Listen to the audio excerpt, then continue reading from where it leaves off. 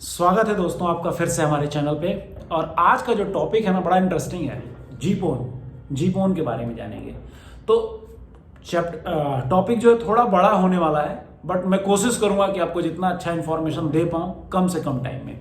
तो आइए समझते हैं पहले जीपोन का फुल फॉर्म। बट जीपोन के फुल फॉर्म और जीपोन के बारे में जानने के लिए, मतलब ओवरऑल ऑल अबाउट जीपोन के बारे में जानने से पहले आपके दिमाग में एक पिक्चर क्लियर हो जाना चाहिए कि मैं ये देख क्यों रहा हूँ। मैं एक बिजनेसमैन हूँ, मैं एक आईएसपी डोमेन चलाता हूँ, मैं आईएसपी फील्ड में काम करता हूँ, ओएलटी खरीदने जा रहा हूँ, तो मुझे क्या फैक्टर चेक करने हैं और मुझे ओएलटी के बारे में नॉलेज होना चाहिए कि ईपोन का है तो क्या है और जीपोन का है तो क्या है। सिंपल। और अगर मैं एक इंजीनियर हूं, मैं काम कर रहा हूं इस फील्ड में, अपना कैरियर दे रखा हूं, 4 साल 5 साल इन्वेस्ट कर रखा हूं और मुझे आगे ग्रो करना है, तो भी देखना पड़ेगा यार, जानना पड़ेगा। और एटलीस्ट कुछ नहीं करना है तो इस चीज को तो जानना होगा ना कि मैं काम कर क्या रहा हूं, ये जीपोन ईपोन है क्या, इसके बारे में मुझे जानना है भाई। अच्छे से मतलब सिंपल लैंग्वेज में जानना है जो मुझे समझ में आ जाए, और वही मैं आपको बताने जा रहा हूं। ठीक है ना। तो सबसे पहले जीपोन का फुल फॉर्म जान लेते हैं, जो बेसिकली आपसे हर कोई पूछ देता है कभी भी। वो जीपोन के बारे में जानने से पहले आपसे जीपोन का फुल फॉर्म ही पूछता है। तो सिंपल है, जीपोन का फुल फॉर्म है gigabit capable passive optical network. हाँ, एक्चुअल नेम यही है, गीगाबिट पैसिव ऑप्टिकल नेटवर्क नहीं, gigabit capable passive optical network. ये जीपोन का फुल फॉर्म है। और जीपोन को बनाया है आईटीयू इंटरनेशनल टेलीकॉम यूनियन ने। और ईपोन को किसने बनाया था, मैं ईपोन के वीडियो में बता रखा हूं। ठीक है ना। तो आज जीपोन के बारे में जानेंगे कि जीपोन का फुल फॉर्म है गीगाबिट पैसिव ऑप्टिकल नेटवर्क, और इसको बनाया है आईटीयू ने। ठीक है ना। और इसको आईटीयू ने बनाया कब, भाई इसकी कहानी क्या है, ये कब बन के आया, 2003 में बना है। ठीक है ना, 2003 में बना। लेकिन आईटीयू ने 2003 में जब बना दिया तो उसको बनाने के बाद उस पर काम करेगा, क्योंकि वो ईपोन से बेटर बनाना था उसको। ईपोन पहले बन चुका था, तो उससे बेटर बनाने के लिए उसने सोचा कि यार इसको बेटर कैसे बनाए, तो उसको अपडेट भी किया। बना तो दिया बट अपडेट किया उसने 2010 में, जुलाई 2010 में उसको अपडेट किया। और रिसेंट जो अपडेट है उसका, रिसेंट जो अपडेट वर्जन है, मींस जिसमें कि एक्सपोन और अदर पोन इंक्लूड होते हैं, वो 2018 में हुआ था। तो ये इसकी कहानी है कि सन 2003 में आया था जीपोन, 2010 में अपडेट वर्जन आया, और लेटेस्ट अपडेट उसे रिवाइज बोलते हैं कि रिवाइज अपडेट जो हुआ वो 2018 में, 18 में हुआ है। तब से ऐसे ही चल रहा है जो बना हुआ है। अब लेटेस्ट अपडेट जब आएगा तो जरूर मैं आपको अपडेट भी कर दूंगा कि अब लेटेस्ट वर्जन भी अपडेट होके आ गया है, या नेक्स्ट वीडियो में जब मैं एक्सपोन पे जब मूव करेंगे तो जरूर उसके बारे में समझेंगे। तो ये जीपोन की हो गई कहानी। अब मैं कुछ आपको और लेटेस्ट स्टैंडर्ड बताता हूं, स्पेसिफिकेशन। जैसे दोस्तों इसको सिंपल लैंग्वेज में समझ लीजिएगा कि जब मैंने फाइबर के बारे में आपको बताया था, तो मैंने बताया था कि फाइबर G650 से G659 तक फाइबर की क्वालिटी नंबर होते हैं, जिसका G जो है वो सीरीज होता है आईटीयू का। जैसे आपको यार ये G क्या है, G650, G का कुछ फुल फॉर्म क्या है, तो G एक जनरल सिंपल इसे जान लो कि जब आईटीयू ने डिजाइन किया अपने को, तो होता है ना कि हमने एक सिलेबस बनाया। जैसे जब आप चैप्टर में पढ़ते हो, फर्स्ट चैप्टर ये, सेकंड चैप्टर ये, थर्ड चैप्टर ये, तो आईटीयू ने एक सीरीज बनाया, जिस सीरीज का नाम दिया ए सीरीज, बी सीरीज, सी सीरीज, डी सीरीज, ई सीरीज, ऐसे सीरीज के नाम आते गए। तो उसमें जो G सीरीज हुआ वो हमारे फिक्स लाइन के लिए उसमें काफी पॉइंट कवर हुए। तो G सीरीज में भी G1 से 100 तक, G200 से 300 तक, 300 से 400 तक, 400 से 500 तक, 500 से 600 तक, 600 से 700 तक, 600 के बीच में आया 650 से 659, 659 के बीच में आया था फाइबर केबल। लेकिन ओएलटी कहां पे आया उसके स्टैंडर्ड में, वो भी G के अंदर आया, और वो आया 900 से 1000 के अंदर में। तो G का स्टैंडर्ड है 984। आप चाहो तो गूगल कर लेना, हर कंपनियां बनाती हैं उसके स्टैंडर्ड को। तो Z984 सीरीज ओएलटी को दिया गया। ये सीरीज है, जब आप खरीदने जाओगे तो कहोगे यार ये सीरीज का मुझे ओएलटी चाहिए। पहली चीज यही सीरीज का जीपोन ओएलटी। और इसमें क्या हुआ था, ईपोन से लेटेस्ट चीजों को मॉडिफाई किया गया था। तो G984 में भी पॉइंट्स बने, 984.1, 984.2, 984.3, 4.5, 4.6 और 4.7। यहां तक की जो डिजाइन है वो हमारे जीपोन के लिए है। इनमें सबको एक एक एक्सेस दिया गया, काम दिया गया। होता है ना कि 1 में तुम क्या करोगे।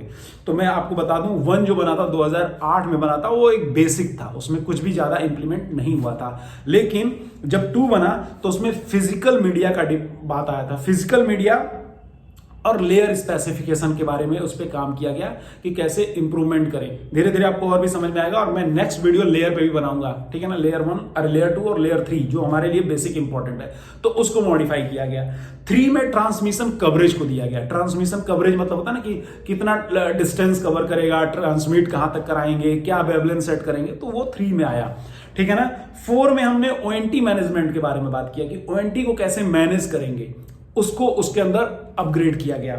फिर 984.5 G984.5 में क्या दिखा गया, इनहेंस किया गया डाटा बैंड को, कि कैसे हम बैंड को इनहेंस करें, बढ़ा सकते हैं, उसको कैसे इंप्रूव कर सकते हैं और ज्यादा G-PON में एज कंपेयर E-PON को, E-PON के लेवल में। फिर आया G984.6, इसमें क्या किया गया, रीचेबिलिटी को बढ़ाई गई कि कितनी रीच कर सकते हो, 28 को रीच कर सकते हो, अगर उसमें कितने पोर्ट और इनबिल्ड बढ़ा सकते हो, कार्ड कैसे बढ़ा सकते हो, कैपेबिलिटी कैसे बढ़ा सकते हो, तो रीच को बढ़ाया गया, उसकी पहुंच को।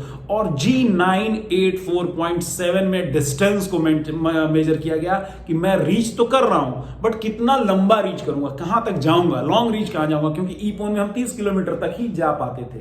मैंने आपको E-PON की बता रखा है, तो थोड़ा सा E-PON को मैं यहां पे इंक्लूड करते रहा हूं ताकि आपको समझ में आ जाए। और जो पॉइंट मैं यहां पे G-PON में कवर नहीं करूंगा वो आप समझ जाइएगा कि वो E-PON और G-PON के लिए एटिजिट है, क्योंकि हम टाइम को यहां पे सेव करना चाह रहे हैं।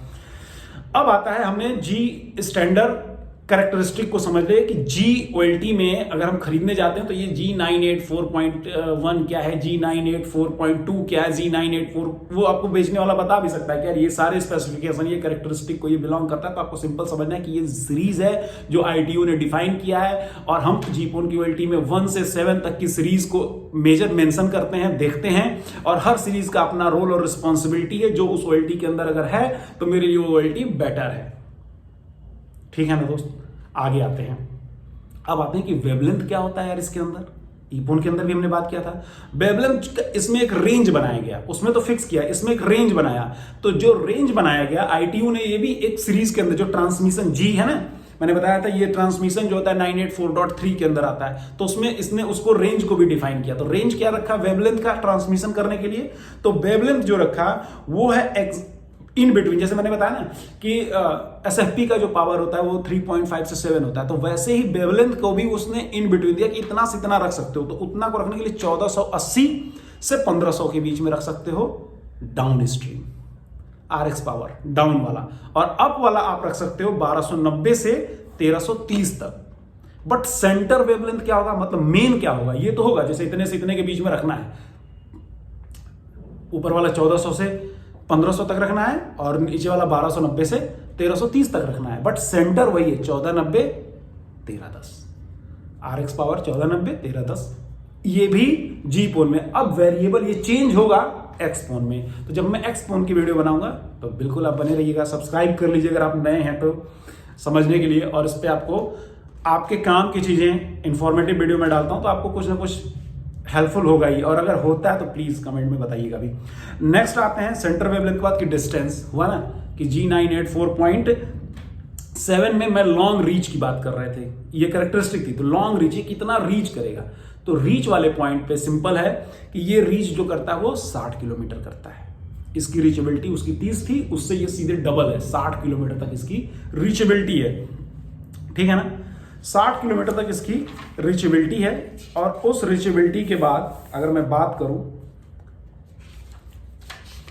कि 60 किलोमीटर तक जो रीचेबिलिटी है वो एंड टू एंड, मतलब OLT टू OLT या main server to main server के बीच की है। अगर मैं कस्टमर प्रोमाइसेस की बात करूं कि मैं कस्टमर प्रोमाइसेस पे क्या रीचेबिलिटी रखूंगा, तो कस्टमर प्रोमाइसेस पे इसकी रीचेबिलिटी 20 किलोमीटर ही होगी, हम 20 किलोमीटर का ही SFP लगाएंगे। लेकिन इस डिस्टेंस को मैनेज करने के लिए इसमें एक पॉइंट आता है, उसका नाम है रैगिंग, RANGING, रैगिंग। रैगिंग का मतलब होता है ये एक्चुअली बेसिकली डिस्टेंस मैनेज करने का काम करता है। अब ये क्या है, ये एक सर्विस है।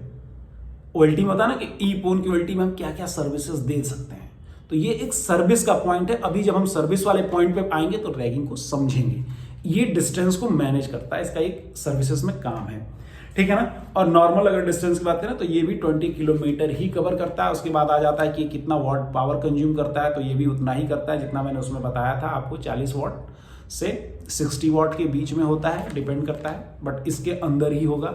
वेट इसका भी तो 2 kg के अराउंड होता है। डायमेंशन इसका आकार मैंने बता रखा है आपको, ईपोन की तरह ये भी सेम होता है, ठीक है। उसके बाद आ जाता है पर पोन कैपेसिटी। पर पोन कैपेसिटी मतलब अगर मैंने इसमें इसकी भी पोर्ट कैपेबिलिटी कितने 4 से स्टार्ट होती है, 4, 8, 16, 32, 64। अगर आपको आगे लगता है तो 128 का भी OLT ले सकते हैं, बट उसके बाद हमें नहीं लगता है कि आपको जरूरत पड़ती है। और अभी उतना तक काम बनाया भी गया है, उतनी ही मैन्युफैक्चर हुई है। उसके अलावा अगर कोई बनाया गया है तो वो एक्सपेरिमेंटल पर्पज से बनाया गया है, जो सर्वर रूमों में कहीं एक्सपेरिमेंट कर रहा है कोई, और कोई लैब बनाया है तो उसमें काम कर रहा है।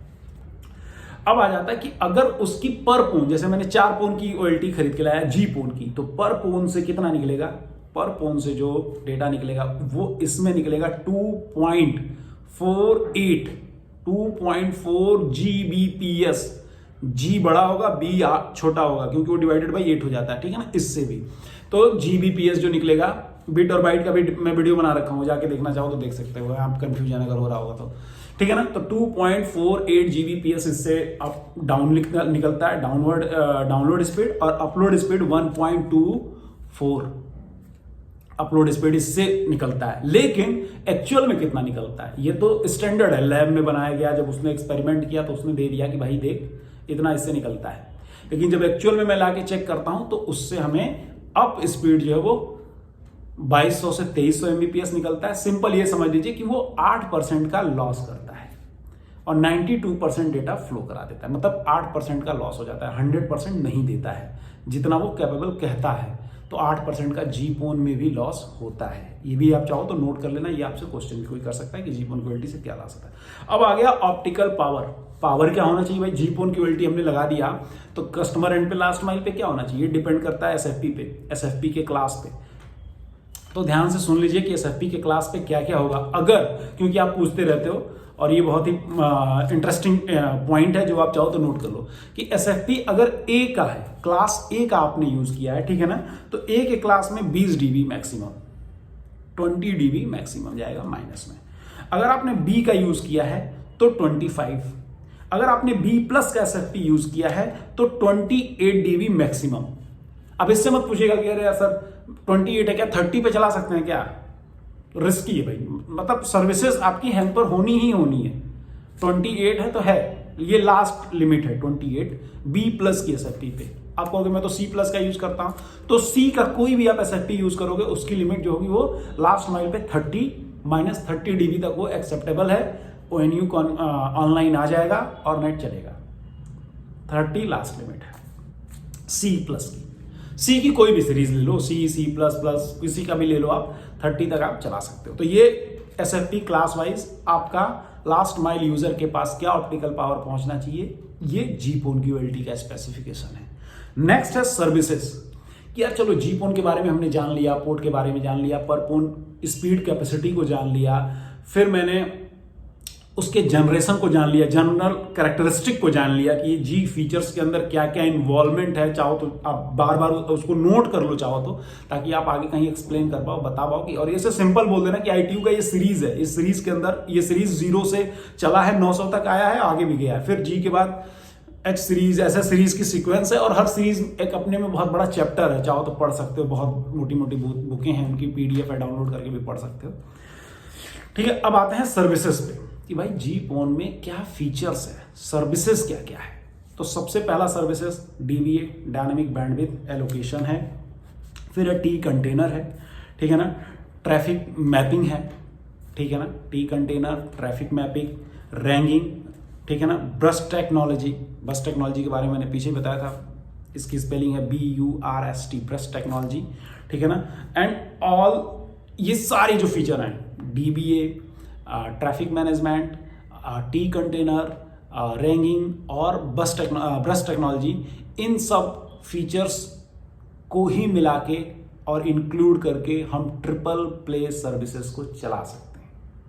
Triple play means IPTV, voice calling और डेटा इंटरनेट, ये तीनों को चलने के लिए जीपोन के अंदर ये सर्विसेज होती ही होती हैं। क्यों होती हैं? क्योंकि ये G984.1, G984.2, G984.3, G984.4, G984 984.5, G984.6, G984.7 के प्रॉपर्टीज को अपने अंदर होल्ड करती हैं, स्टेबल करती हैं, और ये इन सब के होने से ये प्रॉपर्टी होता है, और इसके थ्रू हम ये तीनों सर्विसेज को फ्लो करा देते हैं, क्योंकि इसके पास सबसे पहला रीजन है बैंडविड्थ कैपेबिलिटी है।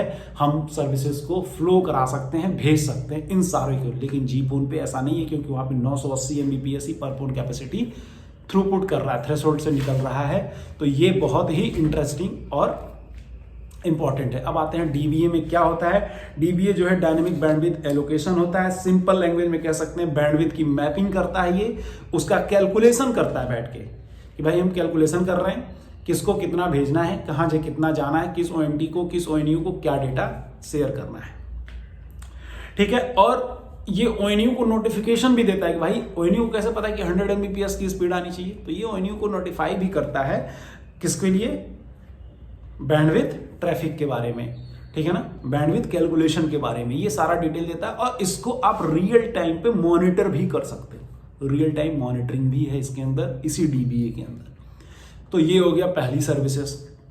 दूसरी सर्विसेज टी कंटेनर में ट्रांसमिशन करता है। टी कंटेंट जो होता है कंटेनर होता है जो, वो क्या करता है, डेटा को ट्रांसमिट, मतलब वो तो सिंपल ट्रांसपोर्टेशन का काम है उसका भाई, ठीक है ना।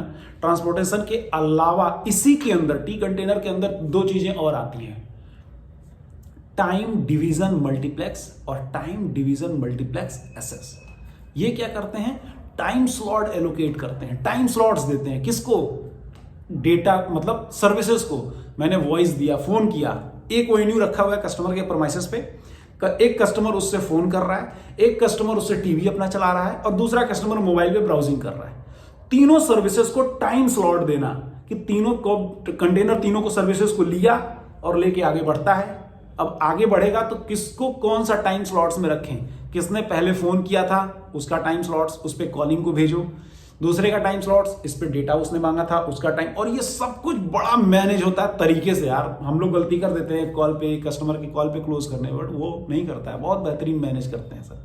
और ये रियल टाइम मॉनिटरिंग भी है डीबीए के अंदर, कि टाइम स्लॉट्स भी आप देख सकते हो कि कितने पैकेट्स कितने डेटा कब जा रहे हैं। तो टाइम डिवीजन मल्टीप्लेक्स का ये इंपॉर्टेंट है जीपोन क्यूएलटी में, कि वो डेटा को, पैकेट्स को टी कंटेनर के थ्रू टाइम एलोकेट भी करता है, टाइम को टाइम स्लॉट्स देता है। और उसके बाद आ जाता है ब्रश टेक्नोलॉजी। ब्रश टेक्नोलॉजी किस पे डिपेंड करता है पता है, अप स्ट्रीम पे, राउटर पे, ओएनयू पे। ओएनयू क्या डेटा भेज रहा है, आपने ओएनयू में किसी ने लिखा गूगल, किसी ने लिखा फेसबुक, किसी ने फोन लगा दिया, ट्रिपल प्ले सर्विसेज है तो, और किसी ने क्या किया, टीवी चला दिया, लाइव ब्रॉडकास्टिंग मैच देखना शुरू कर दिया, ठीक है ना। अब ये तीनों चीजों को कौन ओएलटी को बताएगा, ओएलटी को ये तीनों चीजें कौन लेके जा रहा है, अप स्ट्रीम लेके जा रहा है। और अप स्ट्रीम जो है वो ब्रश टेक्नोलॉजी में के अंदर आता है। वो टेक्नोलॉजी इसको समझता है कि हाँ ये तीनों सर्विसेज को लेके ओएलटी तक पहुंचना है, सेंड करना है, और वहां से डेटा को लेके आना है। जो भी वो मुझे देगा उसको मैं रिसीव करूंगा और लास्ट माइल यूजर को पहुंचाऊंगा। यही इस टेक्नोलॉजी के अंदर होता है जो इन तीनों सर्विसेज को सक्सेस करता है। अदरवाइज ई फोन की क्वालिटी में है नहीं, इसकी अवेलेबिलिटी नहीं है। क्यों नहीं है, क्योंकि उसके अंदर वो पाथ ही नहीं है, रोड ही नहीं है, वो बैंडविड्थ ही नहीं है, तो वो कैपेबल नहीं है, उस लेयर पे काम ही नहीं कर पाता है। तो वो सर्विसेज हम वहाँ पे ये तीनों नहीं दे पाते हैं। बस टेक्नोलॉजी का इंपॉर्टेंट ये है। इसके कुछ की फीचर्स में मैं बता दूं कि ये सिंपल है कि ये अप स्ट्रीम पे काम करता है और ओएनयू के रिसीविंग पावर से वो यहाँ पे सर्विसेज लेके आता है, और ये डायनेमिक होता है। इसकी थ्रेशोल्ड जो है डायनेमिक है। ये अगर जैसे कोई टाइम स्लॉट में मिसअंडरस्टैंडिंग हो गई, जैसे हमने तीनों चीजें जा रही हैं, किसको कौन से टाइम स्लॉट्स में रखे हैं, उसके अंदर मिसअंडरस्टैंडिंग हो गई, तो उन तीनों चीजों को, मिसअंडरस्टैंडिंग को ऑटो रिकवर भी करता है। ये बहुत बेहतरीन चीज है और ये जीपोन की क्वालिटी में है। इसीलिए ईपोन से जीपोन बेटर बनते जाता है। तो आप ध्यान रखिएगा पॉइंट, डीबीए है, टी कंटेनर है, आप कहीं बता भी सकते हैं अपने कॉल पे, अपने इंटरव्यू पे, अपने एक्सेट्रा, जो भी आप कहीं पे भी अपने लाइफ के ग्रो में, अपनी लर्निंग पॉइंट पे नोट कर सकते हैं। और इसके बारे में और ज़्यादा आपको लगता है कि नहीं मुझे पढ़ना है और डीप डाउन जाना है, तो आप गूगल भी कर लो, ऑथेंटिकेट भी करो इस चीज़ को। मैं तो खुल के बोलता हूँ, कहीं पे भी अगर आप पढ़ रहे हो, कोई चीज़ सीख रहे हो, तो उसकी बातों पे ईजिली मत बिलीव करो, उसको ऑथेंटिकेट करो गूगल पे जाके। आजकल हर चीज़ अवेलेबल है, यहाँ से मेरे पॉइंट्स को नोट करो, गूगल पे सर्च करो, उसके बारे में कुछ पढ़ो, कुछ अपना नोट्स बनाओ और उस नोट्स के थ्रू आप आगे कहीं पे अपने आप को ग्रोइंग करो, जो भी आप चाहते हो। समझदार तो आप हो ही उसके बाद। तो बस टेक्नोलॉजी हो गया। अब आते हैं हम बस टेक्नोलॉजी के अंदर रैंकिंग के बारे में। मैंने कहा था ना रैंकिंग के बारे में जानेंगे। रैंकिंग क्या करता है? ये जो है डिस्टेंस को मैनेज करता है। कैसे? अपनी पोजीशन, अपनी प्लेसमेंट और ओएनयू। कोई ओएनयू हो सकता है 100 मीटर पे हो, कोई अब ओएनयू का मतलब यहां पे ओएनयू मैं इसलिए बोल रहा हूं डिस्टेंस के लिए कि वो डेटा जो मुझे भेजना है, टीवी की आईपीटीवी का डेटा कहां तक भेजना है, वॉइस का कहां तक भेजना है और इंटरनेट का डेटा कहां तक भेजना है। तो ये तीनों डेटा की डिस्टेंस को मैनेज करता है कि भाई वो डेटा यहां से आ रहा है, ये डेटा यहां से आ रहा है, कोई फॉरेन से कॉल कर रहा है, कोई मैच साउथ अफ्रीका में हो रही है और मैं यहां देख रहा हूं तो वहां से ब्रॉडकास्टिंग हो रही है। तो वो डिस्टेंस को ओवरऑल मैनेज करके उस टाइम स्लॉट्स को एलोकेट करता है। तो सबसे पहला आ गया कि सेल्फ पर ओएनयू को अपने आप को डिस्टेंस मैनेज करता है, प्रोवाइड प्रॉपर टाइम स्लॉट करता है। सबसे मोन अगर कोई आपसे पूछता है रैंकिंग का फुल एक लाइन में की वर्ड बता दो तो टाइम स्लॉट को मैनेज करता है। टाइम स्लॉट किसका पूछता है तो आप बता सकते हो डेटा का, पैकेट्स का, सर्विसेज का, जो भी हम ले रहे हैं उस टाइम स्लॉट्स को मैनेज करने का काम रैंकिंग करता है। और अप स्ट्रीम इशू प्रिवेंट, जो अप स्ट्रीम जो होता है ना कि मैंने सारे डेटा भेजा तो उसके में भी अगर कुछ इश्यूज आते हैं, जैसे हमने बोला कि गूगल लाओ, कोई कहता है फेसबुक लाओ, अगर उसके मोबाइल या उस ओएनयू से उस डेटा को पिक करने में कुछ आता है तो रैंकिंग जो है उसे सॉल्व करने की कोशिश करता है, उसे रिजॉल्व करने की कोशिश करता है अपने ड्यूरिंग टाइम में, ताकि कि आपको सर्विसेज इजी मिल जाए। इसलिए जीपोन बेटर है एज कंपेयर ईपोन। ठीक है, तो मैंने कुछ पॉइंट्स जो बताए हैं आपको एक बार फिर से कर देना हूं रिकॉल। जीपोन का स्टैंडर्ड को ध्यान रख लीजिएगा, पहली चीज। फिर जीपोन की इन्वेंट्स कब हुआ, किस सन में हुआ, क्या वेवलेंथ होता है, पर पोन कैपेसिटी क्या है बैंडविड्थ की, उसमें लॉसेस कितना आता है, नंबर ऑफ यूजर कितने चला सकते हैं, मैक्सिमम 128 चला सकते हैं, ऑन एवरेज 64 चला सकते हैं। ठीक है ना, तो ये सारे पॉइंट्स हैं। उसके बाद सर्विसेज के अंदर डीबीए, टी कंटेनर, रैंकिंग और ब्रश टेक्नोलॉजी के बारे में आप जानिएगा। इसके अंदर बाकी चीजें आपको मैंने जो ईपोन में बताया वो इसके लिए भी एप्लीकेबल है। ऑप्टिकल पावर को ध्यान से समझ लीजिएगा कि ऑप्टिकल पावर अगर मैं सी क्लास का लगाया हूं तो कितना आना चाहिए, ये सारी चीजें ध्यान रखना।